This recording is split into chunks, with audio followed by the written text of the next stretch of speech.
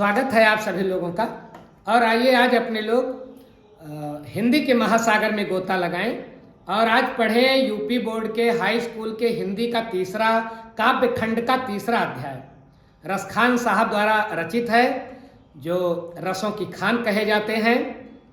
रस कितना मधुर होता है वो तो पीने पर ही पता चलता है, वैसे इनके जो पद हैं, इनकी जो कविताएं हैं वो कितनी मधुर हैं।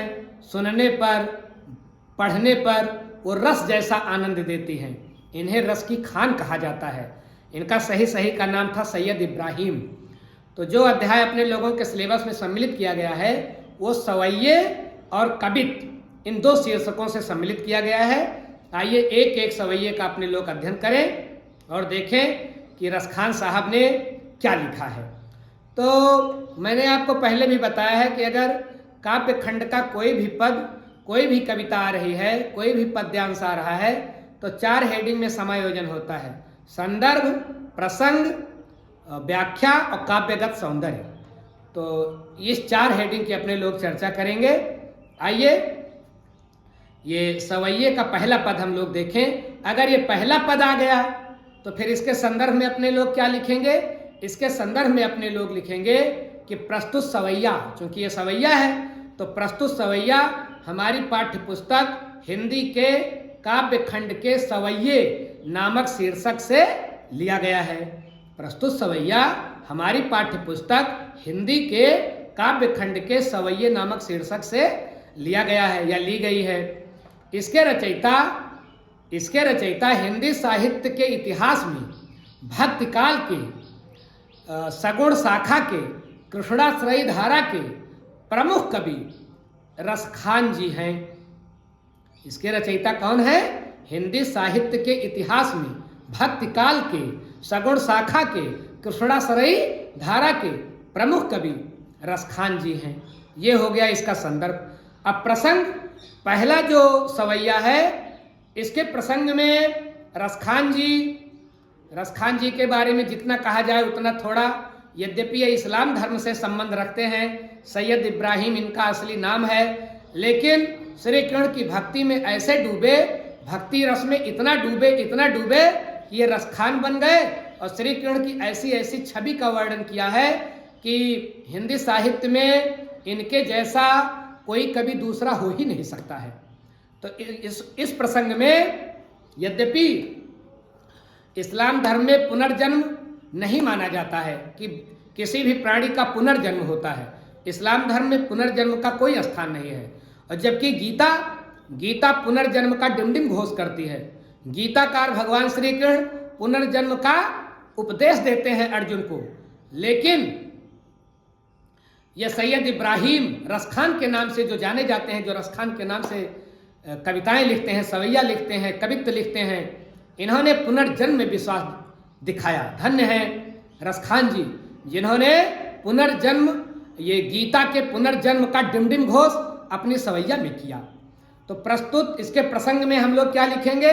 इसके प्रसंग में हम लोग लिखेंगे कि प्रस्तुत सवैया में रसखान जी ने अपने परम प्रियतम भगवान श्री कृष्ण से प्रार्थना की है कि अगर उन्हें अगला जन्म मिले तो कैसा मिले, अगले जन्म में क्या हो, ऐसी प्रार्थना की है कि मेरी इच्छा के अनुसार अगला जन्म दे। योनि चाहे जो दे, चाहे मनुष्य योनि में पैदा करे, चाहे मनुष्य योनि से इतर किसी योनि में पैदा करे, लेकिन कहाँ पैदा करे वो मेरी शर्त के अनुसार हो। तो भगवान से इस सवैया में, पहले सवैया में पुनर्जन्म के लिए और पुनर्जन्म में क्या बनने के लिए और कहाँ बनने के लिए प्रार्थना की गई है। ये इसका प्रसंग हो गया। आए इसकी व्याख्या को देखें। पहले अपने लोग इसको पढ़ ले सवैये को, उसके बाद इसकी व्याख्या देख लेंगे। रसखान साहब क्या लिखते हैं और अपने परम प्रियतम भगवान कन्हैया से क्या प्रार्थना करते हैं। रसखान जी कहते हैं कि मानुष हाँ तो वही रस खानी, मानुष हाँ तो वही रस खानी, और बसों ब्रज गोकुल गाँव के ग्वारन, बसों ब्रज गोकुल गाँव के ग्वारन, और जो पशु हाँ तो कहा बस मेरो, चरौ नित नंद की धेनु मझारन, पाहन हो तो वही गिरी को, पाहन हो तो वही गिरी को, जो धर्यो कर छत्र पुरंदर धारन। और जो खग हो तो बसेर करो, जो खग हो तो बसेर करो, मिली कालिंदी कूल कदम्ब की डारन। और मानुष हो तो वही रस खानी, बसों ब्रज गोकुल गांव के द्वारन। रसखान जी अपने परम प्रियतम मुरलीधर भगवान कन्हैया से कहते हैं कि हे मेरे प्रभु, माँ अगले जन्म में अगर मेरा पुनर्जन्म हो और अगले जन्म में मानुष हो, अगर आपने कृपा करके मुझे मनुष्य बना दिया, 84 लाख योनियों में मनुष्य योनि सबसे दुर्लभ है, दुर्लभतम है। मनुष्य योनि में जन्म लेने के लिए देवता भी तरसते हैं। क्यों? क्योंकि मनुष्य योनि कर्म योनि है, इसमें हम कर्म करने के लिए स्वतंत्र हैं। तो और योनियां फल योनियां हैं, कर्म करने के लिए स्वतंत्र नहीं है, लेकिन मनुष्य योनि कर्म करने के लिए स्वतंत्र है। इसकी याचना देवता भी करते हैं।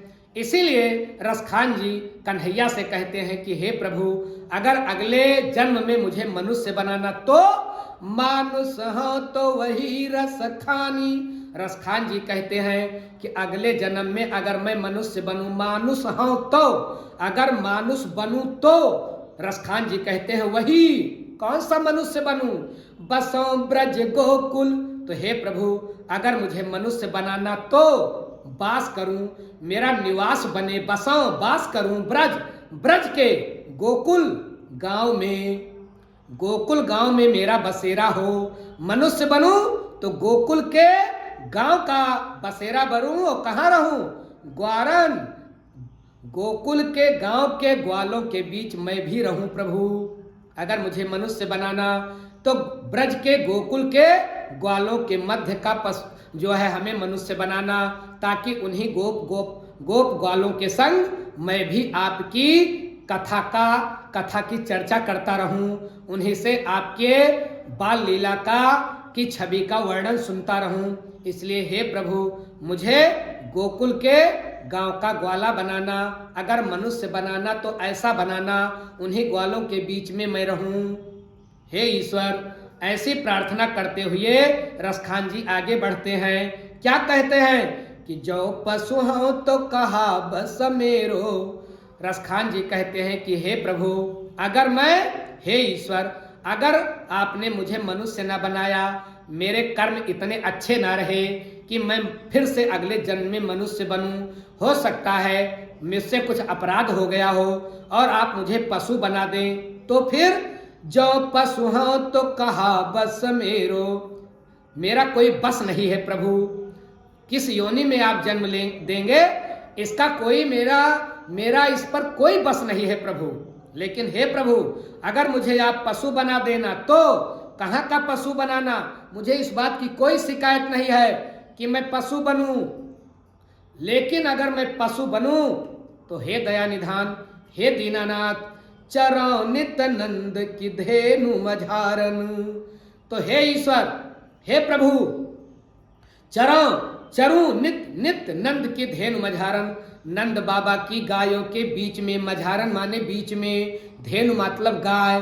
हे कन्हैया, अगर मुझे पशु बना देना तो फिर मेरा इसमें कोई बस तो है नहीं कि आप मुझे क्या बनाओगे, कुछ भी बना सकते हैं मेरे कर्म के आधार पर। लेकिन अगर मुझे पशु बनाना तो नंद बाबा की गायों में चरने का मौका देना, मैं उन्हीं गायों के बीच में चरना चाहूँगा पशु बन करके, और मनुष्य बनूं तो गोकुल के ग्वालों के बीच में रहूं।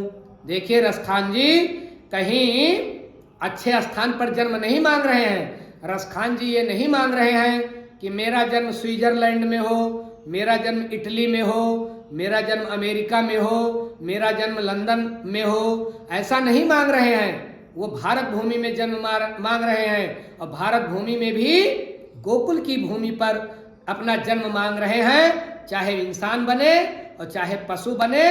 क्यों? गोकुल में ही जन्म क्यों मांग रहे हैं रसखान? क्योंकि गोकुल की रज में, गोकुल की भूमि पर पार ब्रह्म परमेश्वर ने बाल लीला की, वहाँ की मिट्टी को खाया, वहाँ की मिट्टी पर लीला की, वह मिट्टी धन्य है, वह ब्रजभूमि धन्य है। इसीलिए रसखान कहते हैं कि हे प्रभु, मनुष्य बनाना तो गोकुल के ग्वालों के मध्य का मनुष्य बनाना, और अगर पशु बनाना तो ऐसी कृपा करना कि मैं नंद बाबा की गायों के बीच में नित्य चरता रहूं। और हे ईश्वर, अगर मेरी करनी इतनी भी अच्छी ना रही कि मैं पशु योनि को भी पा सकूं, मान लीजिए आपने मुझे किसी जड़ योनि में जन्म दे दिया, अगर मैं मिट्टी पत्थर कंकड़ बन गया तो पाहन हो तो वही गिर को। अगर आपने मुझे पत्थर बना दिया, पाहन का मतलब पहाड़, अगर आपने मुझे पहाड़ बना दिया तो हे ईश्वर, हे दयानिधान, केवल इतनी कृपा करना वही गिर को, तो उसी गिर मतलब पर्वत, उसी गिरी का मुझे हिस्सा बनाना। अगर मुझे जड़ योनि देना, पत्थर बनाना, तो उस पत्थर का हिस्सा बनाना। किस पत्थर का हिस्सा बनाना? जो धर्यो कर छत्र, जो आपने धर्यो धारण कर लिया, कर हाथ पर छत्र छाते की तरह, मुझे उस गोवर्धन पर्वत का हिस्सा बनाना जिसको आपने अपने हाथों पर छाते की तरह धारण कर लिया था। और क्यों धारण कर लिया था? पुरंदर धारण। इंद्र, पुरंदर मतलब इंद्र, देवराज इंद्र के घमंड को चकनाचूर करने के लिए आपने गोवर्धन पर्वत को उठा लिया। 7 दिन तक इंद्र ने मूसलाधार बारिश करवाई गोकुल के ऊपर। एक भी ग्वाल बाल, एक भी गाय, गोकुल मंडल पर कोई प्रभाव ही न पड़ा 7 दिन की मूसलाधार बारिश पर। पूरे गोकुल मंडल को किसने छाते की तरह ढक लिया था? गोवर्धन पर्वत ने। और गोवर्धन पर्वत को किसने उठा लिया था? कन्हैया ने उठा लिया था अपने हाथ पर। इसीलिए रसखान जी कहते हैं कि मुझे उसी पर्वत का हिस्सा बनाना जिसको आपने अपनी अंगुली पर उठा लिया था इंद्र के गर्व को चूर करने के लिए। आगे रसखान जी क्या कहते हैं कि जो खग हो तो बसेर करो, और हो सकता है प्रभु आपने मुझे खग योनि में जन्म दे दिया हो। खग, खा में गमन करे जो, खाग, खा में गमन करे जो, खा मतलब आकाश, जो आकाश में गमन करे। तो अगर मुझे खग बनाना अर्थात मुझे पक्षी बनाना, तो हे प्रभु जो खग हो, तो अगर आपने अगले जन्म में मुझे पक्षी बना दिया तो बसेर करो, तो मैं अपना निवास स्थान बनाऊं, अपने नीड़ का निर्माण करूं, अपने घोंसले का निर्माण करूं। भगवान ने पूछा कहाँ निर्माण करोगे? कहा मिली कालिंदी कूल।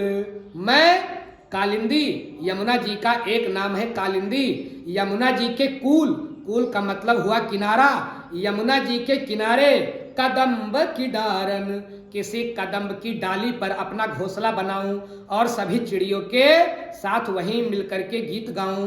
हे कन्हैया, अगर पक्षी बनाना तो ऐसी कृपा करना कि मैं यमुना के तट पर कदम्ब की डाल पर सारी पंछियों के साथ, सारी चिड़ियों के साथ बैठ करके बसेर करूं, वहीं आपका गुणगान करूं और वहीं आपकी लीलाओं का श्रवण करूं। ऐसी इच्छा पहले सवैये में रसखान जी अपने परम प्रियतम श्री कृष्ण से व्यक्त करते हैं कि अगर पुनर्जन्म मिले तो मुझे कोई दिक्कत नहीं है, लेकिन मेरे शर्त के अनुसार मिले। पुनर्जन्म मिले, जिस योनि में आपको जन्म देना है दें, लेकिन बस वास गोकुल में दें। पक्षी बनूं तो गोकुल का, पहाड़ बनूं तो गोकुल का, मिट्टी बनूं गोकुल का, और अगर मैं मनुष्य बनूं तो गोकुल का, पशु बनूं, गाय बनूं तो गोकुल का, केवल गोकुल का वास देना प्रभु। ऐसा रसखान जी ने प्रार्थना किया है। तो ये रहा भैया पहला पद। अब आइए पहले पद के काव्यगत सौंदर्य को अपने लोग देख लें। तो ये जो पहली सवैया है इसकी भाषा क्या है? किस भाषा में रसखान ने अपने लोगों को रस में डुबोया है? तो ये है ब्रज भाषा। शैली कैसी है? मुक्तक है, शैली मुक्तक है, भाषा ब्रज है। रस कौन सा है इसमें? कौन सा रस मिल रहा है? पढ़ने पर गजब की शांति मिल रही है, तो शांत रस। और चूंकि इसमें याचना की गई है अपने प्रभु से, तो भक्ति रस भी है। तो शांत रस और भक्ति रस। छंद कौन सा है? छंद निश्चित रूप से सवैया है। अलंकार अनुप्रास यत्र तत्र दर्शन दे रहा है, तो अलंकार अनुप्रास हो गया। इसमें गुण कौन सा है? प्रसाद है। ये इसका काव्यगत सौंदर्य हो गया। और एक लाइन विशेष लिख करके लिख देंगे आप नीचे कि इस सवैया में जो है रसखान ने अपने परम प्रियतम कृष्ण के प्रति अनन्य भक्ति का वर्णन किया है। तो ये विशेष करके आप डाल देंगे। तो ये रहा पहला सवैया। मुझे पूर्ण विश्वास है कि आपने इसको बेहतर ढंग से समझा होगा। ऐसे ही अन्य सवैया के साथ रसखान की हम आगे मिलेंगे। ओके।